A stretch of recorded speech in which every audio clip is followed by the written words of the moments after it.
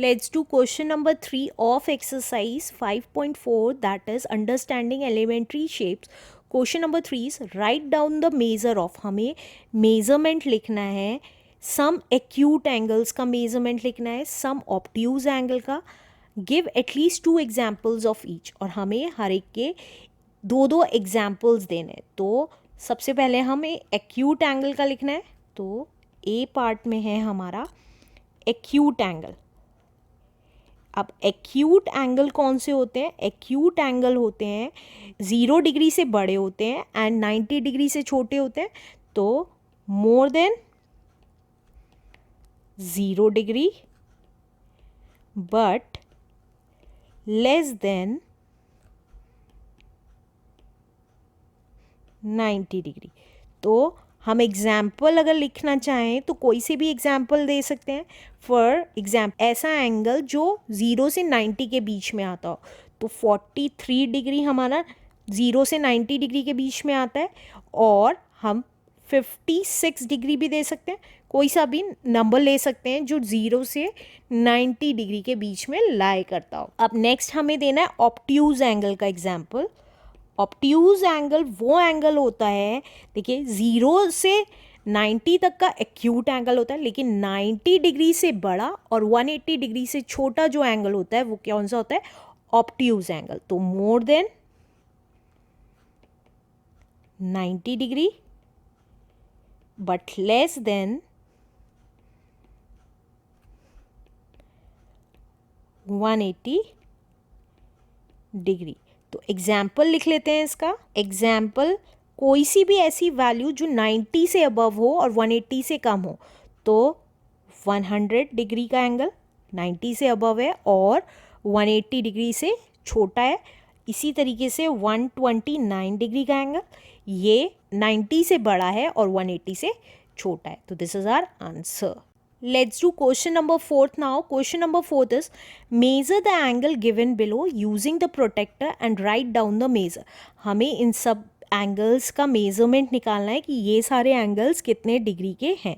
तो first part के लिए हम अपना प्रोटेक्टर ले आते हैं. अब देखिए ये हमारा प्रोटेक्टर है और हम फर्स्ट फिगर देखते हैं. फर्स्ट फिगर के लिए अगर आप देखेंगे ये मेज़र कैसे करते हैं. मे बी आपकी बुक में डिफरेंट एंगल आए, डिफरेंट मेज़रमेंट का, मेरे में डिफरेंट आए. तो कैसे मेज़र करते हैं? ये जो बीच वाला पार्ट होता है इस पर ये पॉइंटर रखते हैं और ये 0 डिग्री की तरफ देखते हैं कहाँ पे है. 0 डिग्री नीचे वाली लाइन में. तो नीचे वाली लाइन में अगर देखेंगे तो 40 और 50 के बीच में आ रहा है और एग्जैक्ट यहाँ पे भी मिडल वाली लाइन पे आ रहा है. तो हमें ये पता चल गया ये एंगल कितने डिग्री का बना रहा है? 45 डिग्री का. हमने यहाँ लिख दिया ये 45 डिग्री का एंगल है. राइट. अगर मेजरमेंट डिफरेंट आ रहा है तो परेशान मत होइएगा, प्लीज़ इसको सीखिएगा कि कैसे मेज़र करते हैं सिर्फ.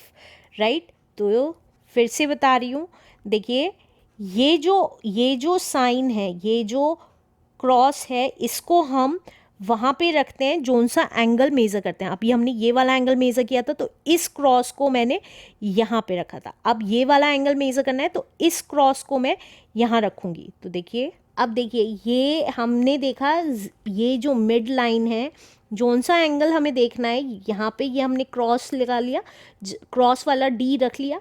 अब देखिए 0 किस साइड आ रहा है? इस साइड आ रहा है. तो इसमें नीचे वाली वैल्यूज़ देखेंगे कि कितने डिग्री का एंगल बन रहा है.